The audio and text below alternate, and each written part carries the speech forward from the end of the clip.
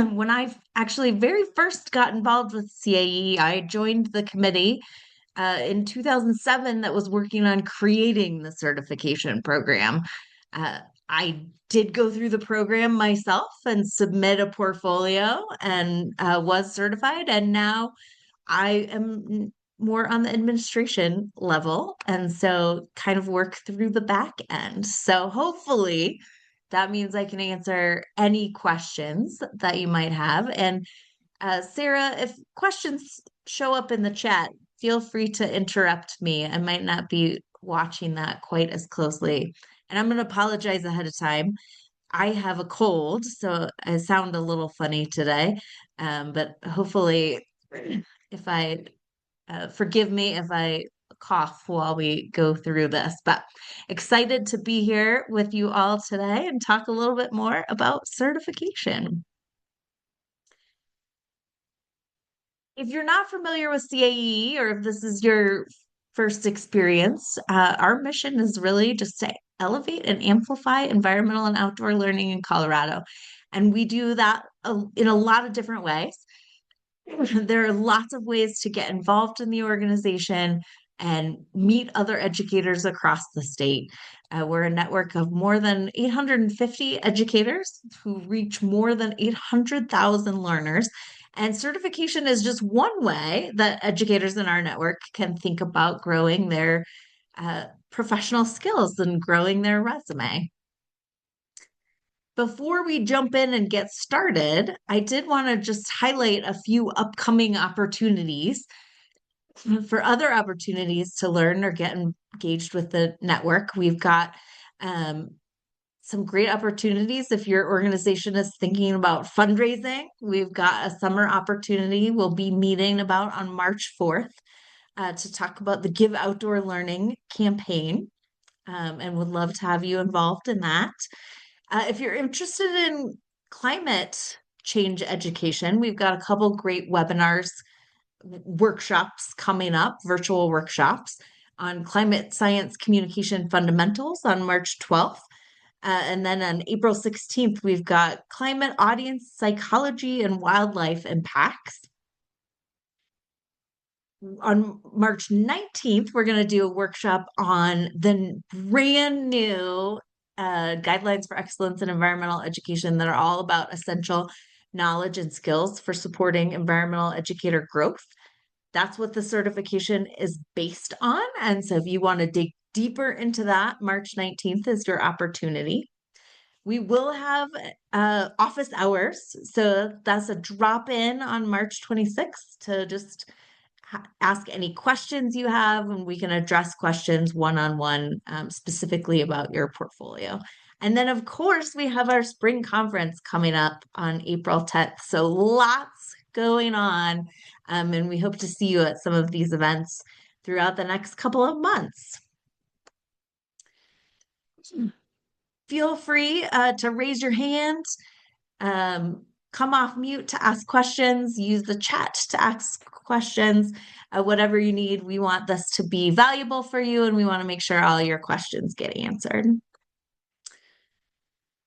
We are on, or I am on the stolen land of the Arapaho and the Cheyenne peoples, and I do want to acknowledge that they have stewarded this land for generations and have a lot of wisdom to share about future stewardship of the land, and we want to recognize that and thank them and recognize this land for its history and what it brings to each of us. So today, what we're going to dive into in thinking about certification is really what is certification and why should we do it? What do we need to demonstrate in a portfolio and what does that look like? How will it get reviewed? And then where you can tap into some additional resources. So it'll be quick and a high level overview, but hopefully we'll give you everything you need to get started. So I'd love to just invite you to throw any burning questions you have in the chat just right off the bat, and or maybe share what interests you in certification. Why did you show up today? What has you thinking about this? Certification is one way that we can approach professional learning in environmental and outdoor learning, and there's lots of different ways to do that. And this is one of the ways that helps us demonstrate knowledge and skills to potential supervisors, to community, to audiences that you serve, and helps build credibility for the field. So, would love to know a little bit more about why you are interested in certification. Uh, I see we've got some interest in the national accreditation showing up in the chat.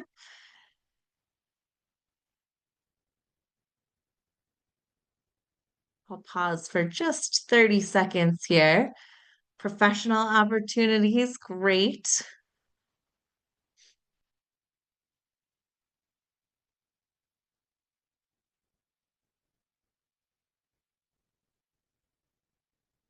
Professional growth. That was why I was interested in it for sure. Absolutely. Well, keep typing. I know those will keep popping up here. But when I summarize a few of the kind of key pieces about certification, the key things to know are that it is portfolio based. So you are building a portfolio based on your body of work. Everybody's portfolio looks a little bit different, and environmental outdoor learning looks really different. A portfolio for somebody who serves college students is going to look very different than a portfolio for somebody who serves preschool students. Reviewers know that, but they want to see kind of what makes sense for you and what do your skills and knowledge and how do they apply to the work that you're doing.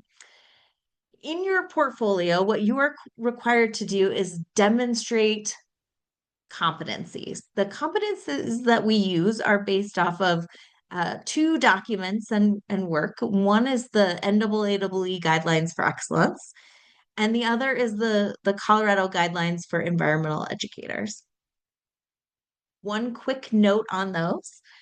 These were developed by lots of educators, so they have lots of ground truthing. There's been lots of feedback into these guidelines to really help shape what environmental educators need to know and be able to do.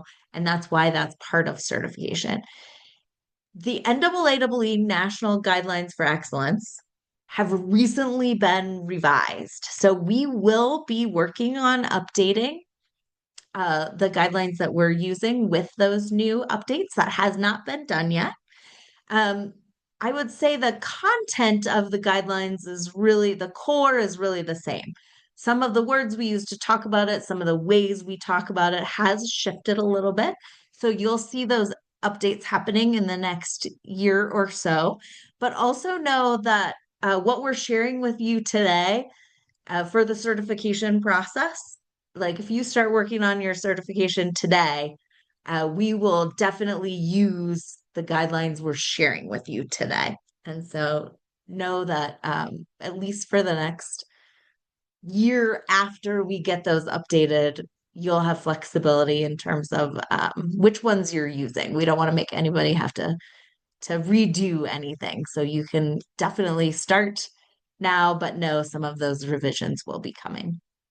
We have two levels of certification that you can apply for, the certified level and the master certified level. At the certified level, you're really showing competency within 5 different themes.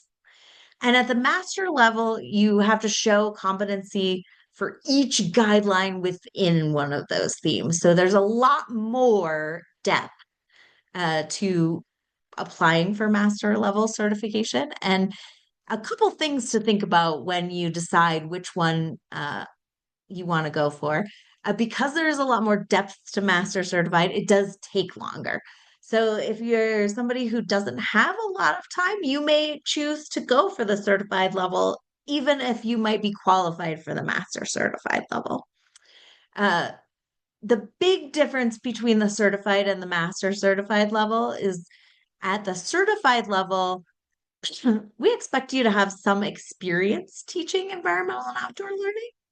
But at the master certified level, we expect you to have actually developed some of those materials. At the certified level, you would be more, it would be okay if you were teaching materials that were developed by your organization or by someone else.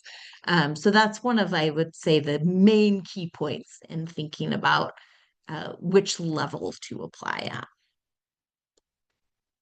Just a little background and history on the program.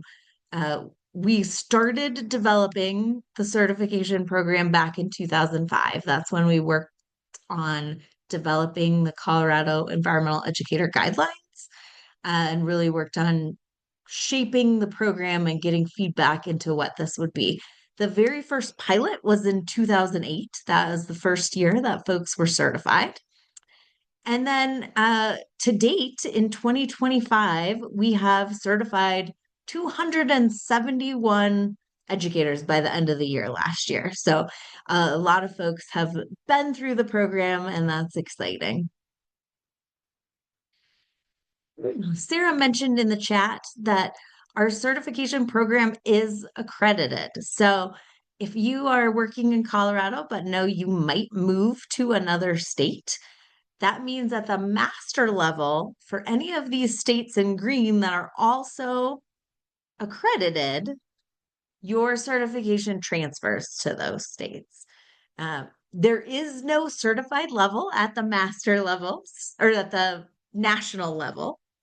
So we can't be accredited in the certified level. Um, so that is a Colorado-based certification. There are about 13 states that have certification programs, and about 8 of those have been certified. We do certify people from outside the state. They can participate in the program and submit a portfolio. So even if you're not living and working in Colorado, that's just fine. You can use evidence from your experience in other states. So why? Why would you go through this process of building a portfolio? Uh, One, it builds and demonstrates your foundations in environmental literacy. It's a way to show what you know and are able to do.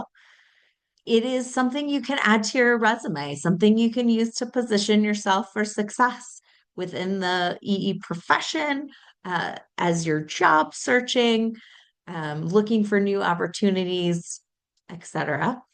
It also helps build this network of highly qualified environmental educators across the state. And then, four, and I really think this is the strongest reason to really think about uh, certification, is it's a way to personalize and tailor your own professional development. This is not taking a set of courses, but it's really when you build out your portfolio, you are asked in your portfolio to reflect on your practice. Why do you do the things that you do? Uh, why would you build lessons the way that you build them? And that self-reflective practice is really helpful in your own professional learning, in your own development as an educator. I will say for myself, going through the process, I was able to say, you know what? I should be doing more of this. And I'm really glad this is why that I do these things in my practice. And so it's really helpful in terms of really creating that own your own tailored professional development that doesn't happen necessarily in a course or a workshop or a class. So, what knowledge and skills do you need to demonstrate in a portfolio? As I mentioned, there are 5 themes that show up in in the portfolios and that you will need to demonstrate evidence of whether you're applying at the certified level or the master level. And those are environmental literacy, and that's your own environmental literacy. Do you know the things that you are teaching about? Do you know how to investigate environmental issues? What are your own civic behaviors? How do we make sure that we're setting good examples? The second big theme is the foundations of environmental education. What's the history of the field? What are the key components of it? How has the field progressed over time? What do you know about that? The third theme is our professional responsibilities. What do we commit to as educators? How are we continuing to learn in the field? The fourth theme is by far the beefiest and contains the most information, and that's planning and implementing environmental education. How do you actually teach? How do you plan for environmental and outdoor learning instruction? All of that is built into this theme. And so that's a big chunk of the portfolio. And then finally, assessment and evaluation. How are we making sure that our learners learn what we wanted them to learn through our instruction? And how do we show evidence of that? This is one that is very different at the certified level and the master level. At the master level, we want you to have designed evaluations, program evaluations, whereas at the certified level, um, we can be looking at assessment that happens as part of a program or assessment that you are implementing but maybe didn't design. So all of those things are valid at the certified level as you're thinking about that. So just to give us a chance to dive a little bit more into these themes and play with them a little bit, I have what's called a flippity board set up. So you can use the QR code, you can use the tiny URL. I'm going to put the long URL in the chat right now. And what I'd like you to do is take about 5 minutes to try and group the competencies under the themes. So I'm going to switch screens here real quick and just pop on over to what that looks like. When you go to that link, it'll show a bunch of cards on the screen. The colored cards are the themes, those big buckets, and the white cards are all fit under one of those themes, and you can move those around on the screen and look for which spot they go in. Katie, I have a question. Just Is this a collaborative workboard? So should we be seeing this on our screen or is this personal? personal. Thank you. Everyone should have their own board. Um, there is a card showing up that is not a competency and it has an X in the very beginning. You can ignore that card. Doesn't belong with this. But just start thinking about which theme you might organize these into and take a few minutes to do that. And I will say we have organized them into themes, but it doesn't necessarily mean there's a right and wrong answer. A lot of these are Venn diagrams. This is more just to get you thinking about the different competencies you might have to demonstrate.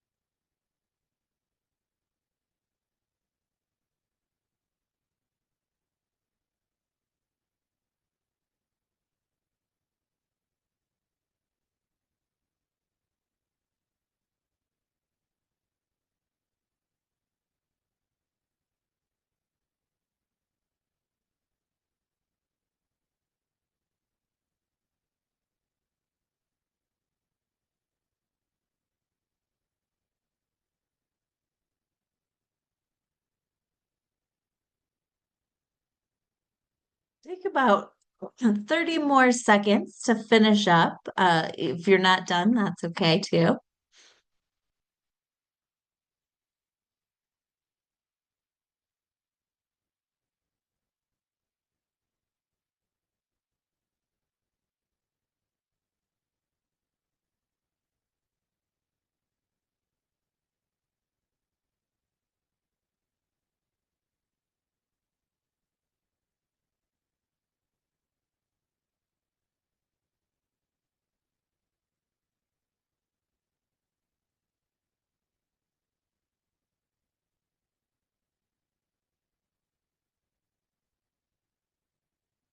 All right, I'm just going to walk through each of these themes and the competencies underneath. Remember, at the certified level, you may have some of the competencies, but not all of them. Whereas at the master level, we're really asking you to show each of the competencies.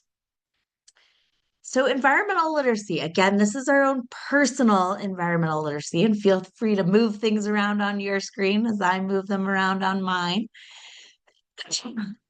But some of the competencies that fall under environmental literacy are what questioning, analysis, and interpretation skills do you have? Uh, Inquiry-based learning falls under this.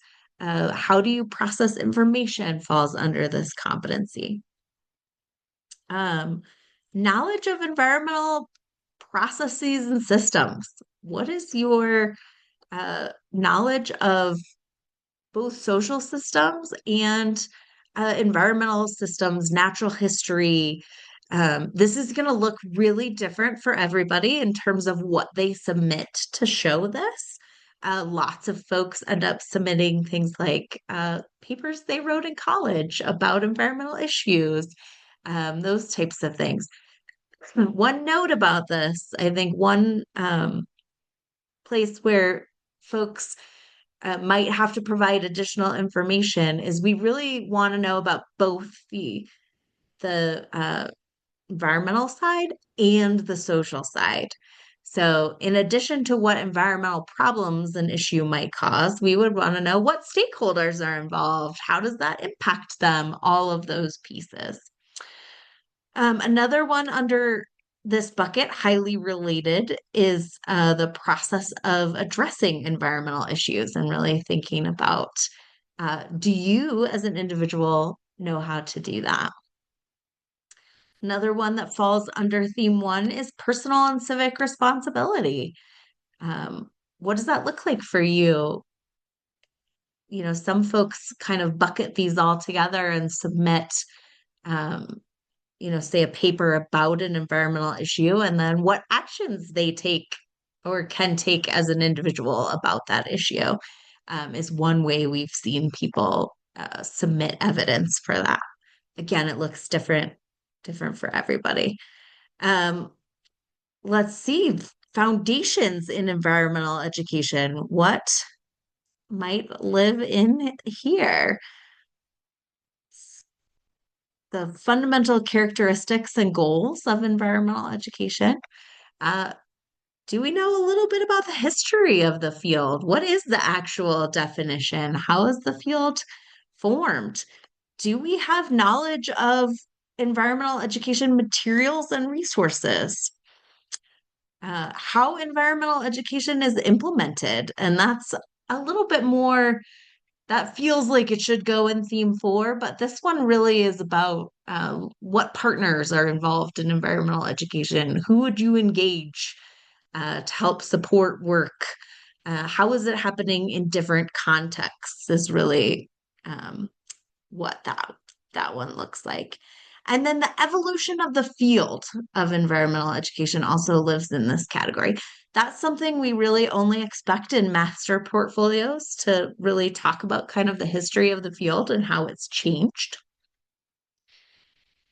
Theme three is really about what does our practice look like? And so when we're looking for evidence to demonstrate exemplary environmental education practice, we're thinking about letters of recommendation, maybe evaluations that you've had like a staff evaluation that you a supervisor evaluation.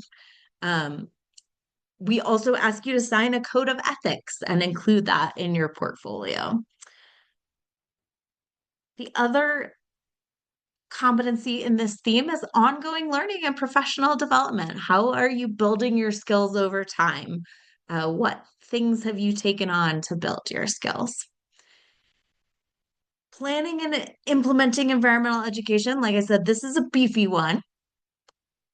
Um, the emphasis on education versus advocacy is one of those competencies. I will say this is one of the ones that is changing a little bit in terms of how we talk about it in the new guidelines. So that one will be worded a little bit different, but I think the core of that is still the same. Like, do we understand that we want to teach learners how to think and give them the tools to make their own decisions versus telling them what to think about something.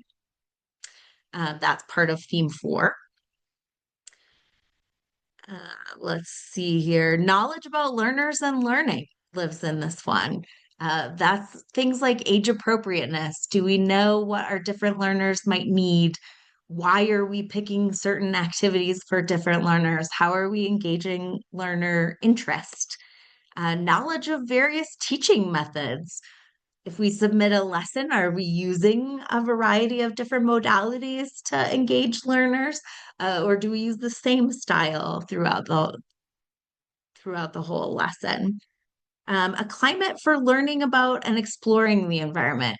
That's a big bucket that has things like how are we incorporating diversity, equity, and inclusion and making all learners feel safe and included in a lesson? How are we thinking about safety?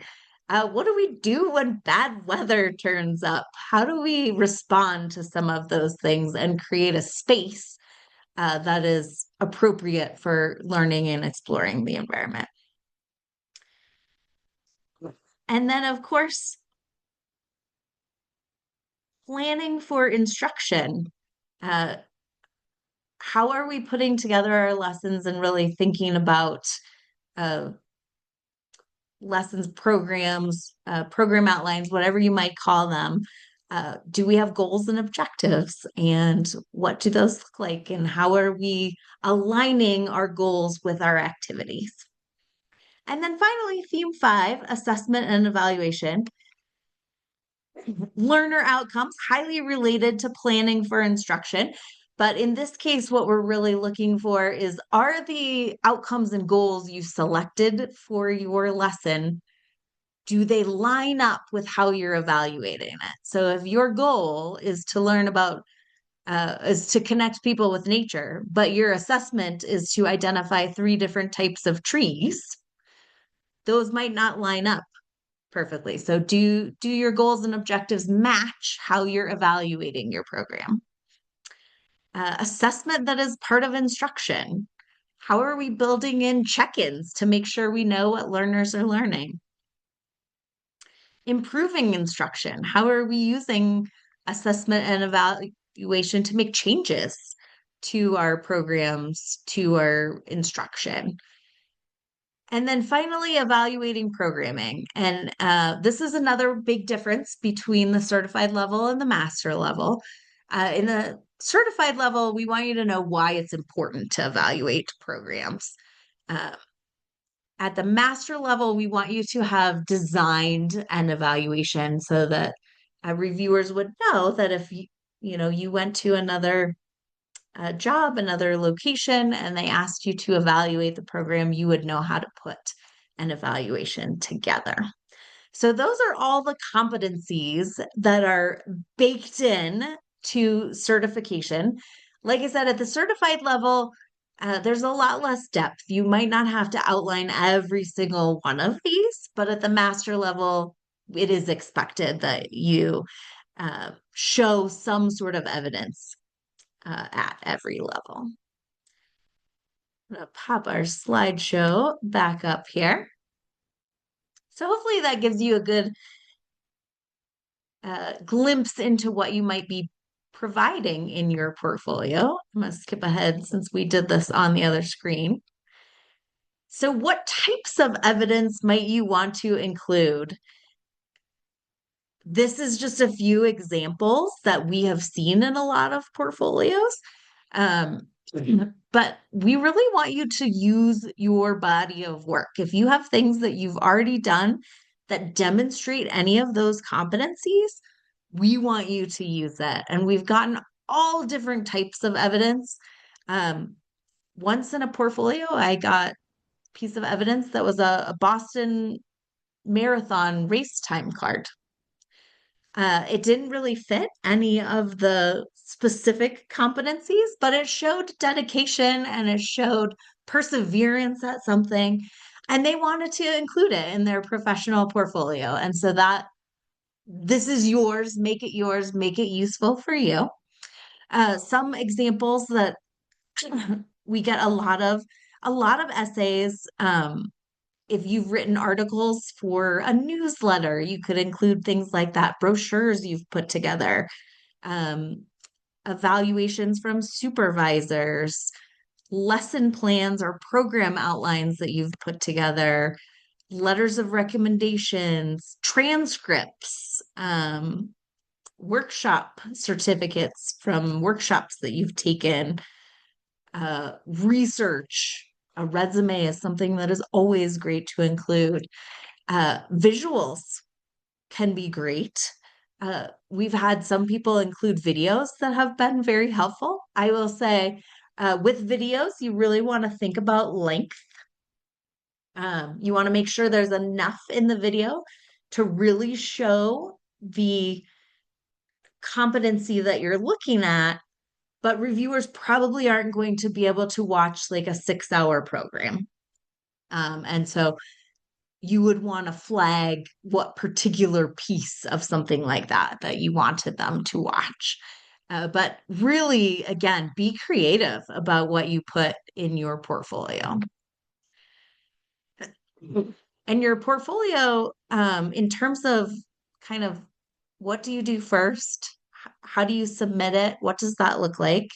What I would recommend is just first submitting the interest form on the website. That just puts you in our database. We know that you're at least thinking about certification. And so if dates are coming up, we can send reminders if there's anything relevant that might be helpful for you. For example, when we update the rubrics, we can let you know when they're updated and what that looks like. So submitting that interest form is not required, but it is recommended. And then developing your portfolio really is up to you. You can take as much time as you need to do that and put that together. And you can pull evidence from yesterday or 20 years ago, whatever is most relevant and helps show the competencies the best way. Once your portfolio is compiled, at this point, most portfolios are electronic.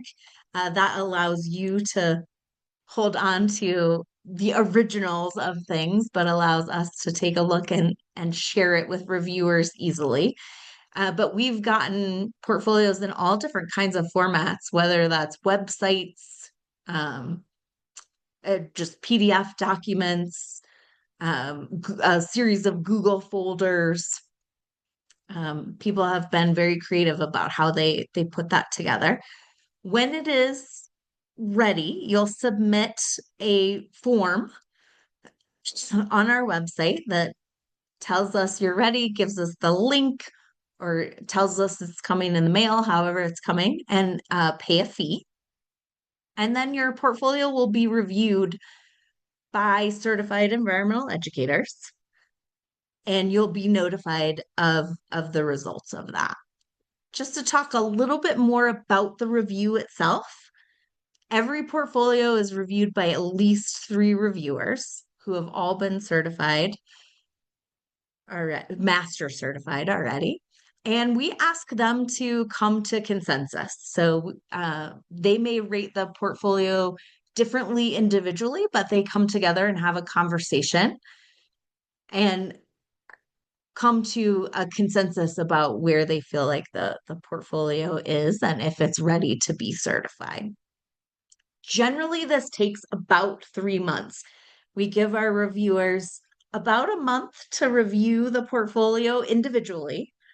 And then we have to schedule all the reviewer meetings and get those reviewers in the same room to have those conversations. And that generally takes a month to 6 weeks to get all of those scheduled and have all of those conversations. And then there are a few weeks on the end to compile those results and get those back out to you. So generally it does take about 3 months. We will never tell you that no, you're not certified. Uh, what we may say is that we need a little bit more information before we can certify this portfolio.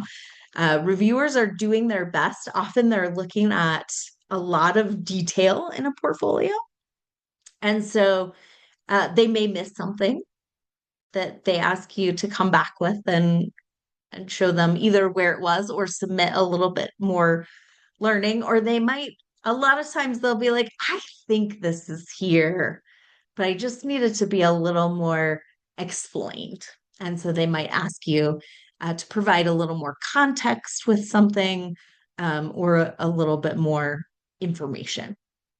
And every once in a while, you might forget something to include. And so we'll just come back and ask you for it. There's no cost to resubmitting information, and you don't have to resubmit the whole portfolio. You would only need to resubmit the additional information that the reviewers ask for. So when reviewers are reviewing this, they're looking at a rubric, and you have access to this rubric. You can find them on the website. Right now, we're looking at the master rubric. So you can see the big bucket theme is at the very top. Then you have the guideline. And then underneath that, you'll have a row with each individual competency. For each competency, so this one is understanding the nature of inquiry, which is part of questioning, analysis, and interpretation skills. You will see what it looks like if the reviewers don't really see those skills. They might rate it as novice. If it identifies some ideas about it, you might be rated as developing. Whereas if you identify the key ideas, provide examples, and provide some critiques about how inquiry is used, then that is what will earn you a master rating. You will see on the very right-hand column, there's a suggested response.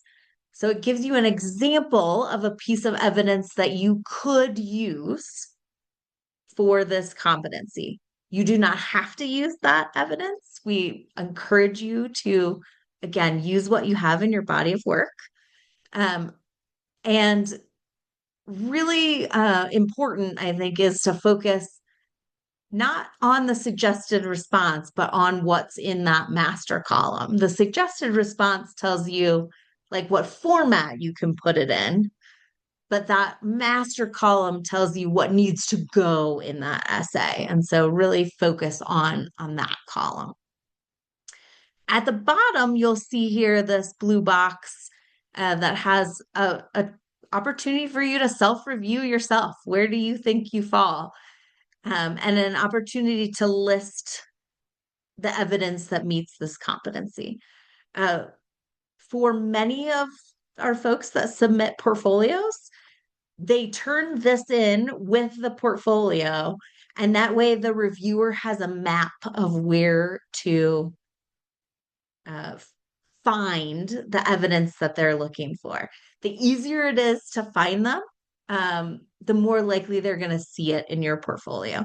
Some portfolios are 30 pages long, and we've gotten one that was 2 feet tall before. So they really range. And when you're putting a lot of different pieces of evidence together, the more you're cluing reviewers in into where to find something, the more successful that review is going to be. We've had other people put that directly into the document. They might have a little explainer or label each piece of evidence with what competency it goes to. And, some pieces of evidence might go with multiple competencies. And so if you can map that out, that's really helpful. The certified rubric looks a little bit different in that all of the competencies are on the left-hand side. And all of them are listed, but you don't necessarily have to provide evidence for all of them. So in this instance, we're looking at theme 3. And again, similar to the master rubric, it tells you what it looks like if the evidence is not there, what it looks like if it's adequate, and what it looks like is if it's really going above and beyond, if it's in that target rate. In the certified rubric, as long as you are meeting what's in that adequate column, that is certifiable. And you can be certified with an adequate rating. Costs for certification are at the certified level, it's $60 for members or $100 for non-members. We do offer a course that all the assignments are pieces of evidence that you can put into a portfolio. And so the cost for certification is included in the cost of that course. At the master level, the cost is $200 for members and $240 for non-members. And these portfolios are a lot heftier. And so we do, for course participants, we give them a significant discount if they've taken the course. And that's a $50 fee. We do ask that folks recertify every 7 years.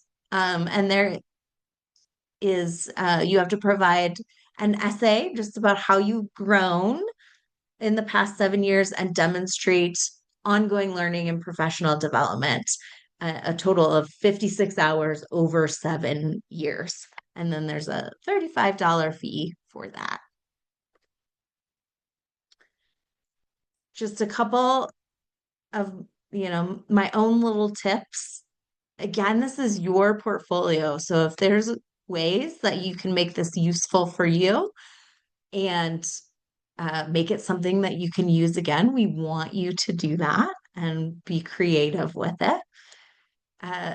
Don't reinvent the wheel. If you have things that are in your body of work, I often recommend that folks just start by looking at the rubric and go all the way through and just look at what things you might have already done that would meet that competency and jot those down so you're not starting over with any of those pieces that you might already have in your body of work. And of course, we're always happy to answer questions that you can send our way throughout the process as you're working on this. With that, just a couple of resources you might tap into. There's a great book, especially for that Foundations of EE theme. It's called Across the Spectrum. It's an ebook. You can find it on NAAE's website at EE Pro. It's a great resource for digging into some of the history of the field, if maybe you haven't looked as much into that before.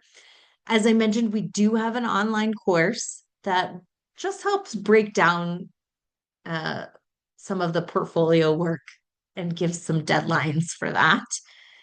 The guidelines for excellence in environmental education are always a great resource to dig into directly. That's what the certification is based off of. And then NAAEE also has some self-paced modules that can be really helpful. They're called EE Learn courses, and they have courses in what is EE, the history of EE, research and evaluation, and equity and inclusion. And they're no cost for those. They take about 2 hours to complete on your own time to go through the content. But if you find any of those areas where you want a little more background, those are great resources to check out. With that, I would love to just open it up for questions. Sarah, is there anything that is in the chat already. Not yet.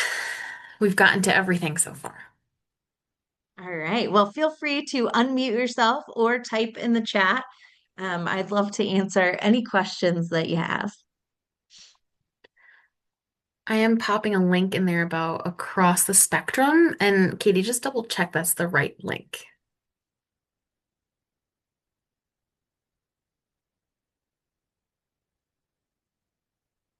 Looks like Perfect.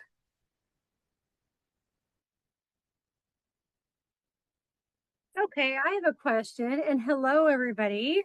And Katie, that was fantastic as always. Um, very informative. I think I've been through this before, as a matter of fact, but I think I had to leave early. So I'm like, okay, I think I need to take take this again, find out what exactly you guys need. So I do have a question. How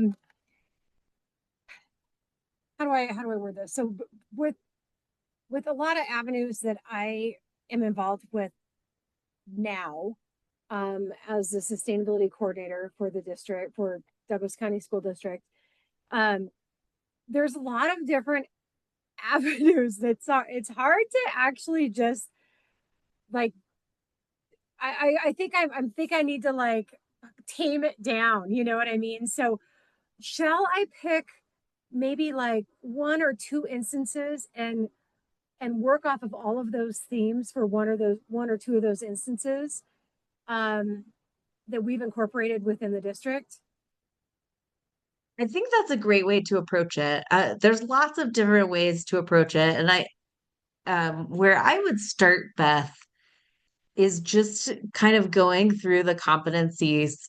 So if you look at that, um, either master or adequate column, depending on which certification you're looking at, and just go through there and think about like what have you done that best demonstrates that competency and throw in one example because you could for a lot of things you could probably be like, well, I have seven things that relate to Right. that. Exactly. Yes. Just pick Okay. one that you feel like best Yeah. Okay. represents it. And Okay. with some things, I would say some pieces of evidence stand alone and you can just pop them right in there and reviewers will know exactly what it means and how it connects. And but it's okay if it doesn't. And what I would encourage folks to do if it's not a total direct line is just, write a paragraph or two that goes along with that piece of evidence that gives reviewers the context that they might need um, to know how that connects and how that fits in. Um, this is a random example, but we had a portfolio come in with a program evaluation. And generally, when you're thinking about program evaluation versus assessment, you want to have more pieces of data. And there were very, very limited pieces of data in this particular evaluation, but they just wrote a little paragraph and explained that they live in a very rural community and the group that they saw only had seven students in it. And so that's why there were only seven students in the evaluation. And that just helped to give the reviewers context of like, why did we only get feedback from just a few of the participants? Well, there were only a few participants. So sometimes you do have to add a little explanation in there.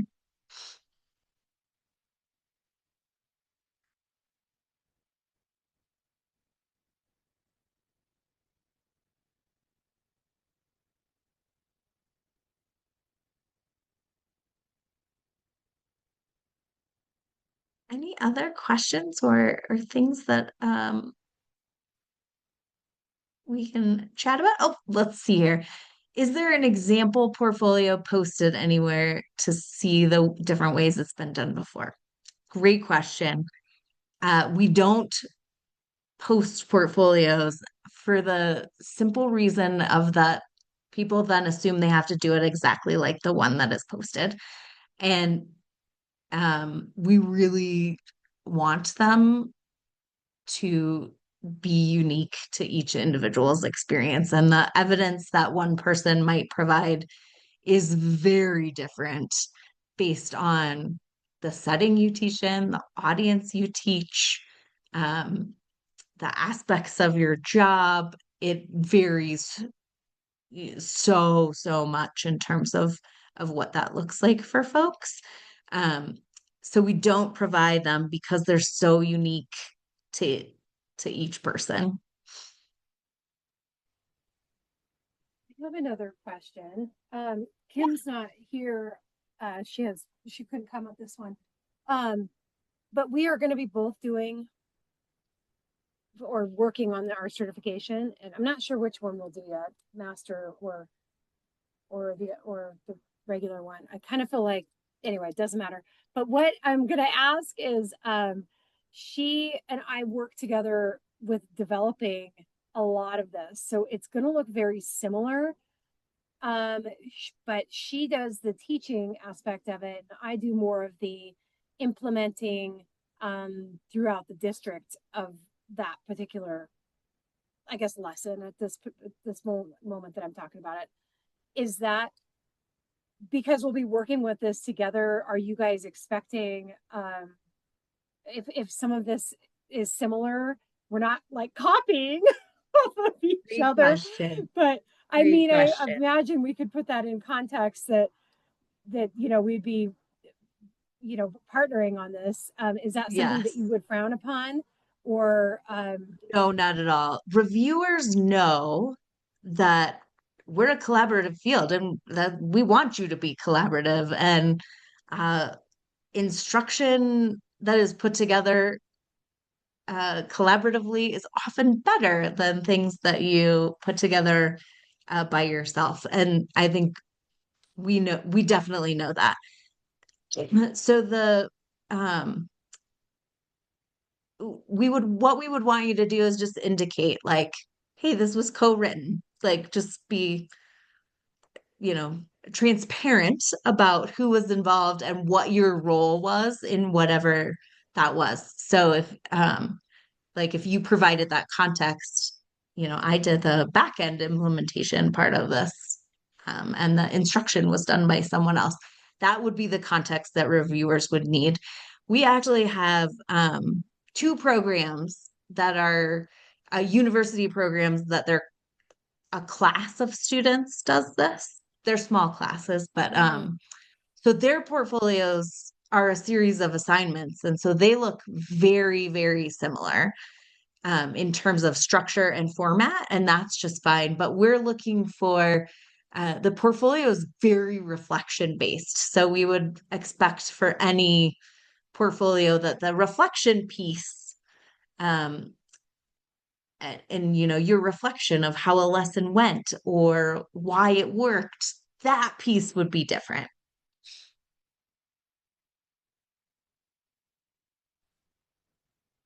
But Hi, we definitely Katie. encourage you to work on it together. Hi, Hi, can you hear me okay, I'm guessing? I can, yes. Okay, lovely. I had a quick, highly specific question, just related to a part of my portfolio I was hoping to submit. Um, so few years back, I designed and authored what was called the Outdoor Social Recreation Playbook for the National Headquarters of Boys and Girls Clubs of America. Really cool opportunity I got to do.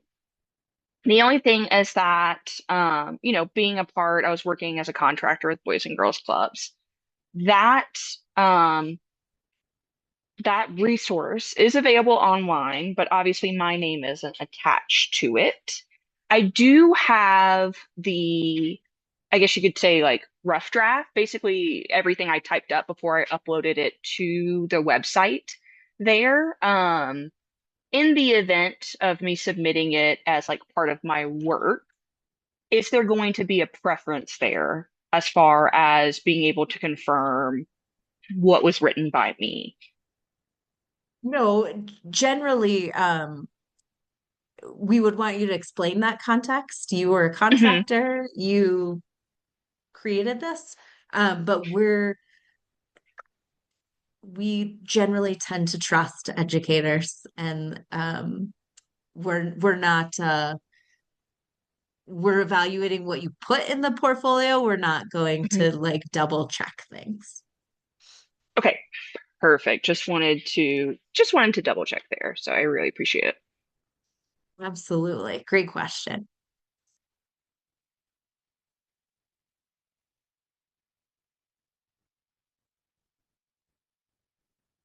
Well, I know we are right at 4, so please hop off if you need to go. But if you have additional questions, I'm happy to hang on and answer them. But thanks so much for joining us this afternoon. Certification is near and dear to my heart. It was a very powerful process for me. So I'm always glad to chat about it and talk about how it might work for you.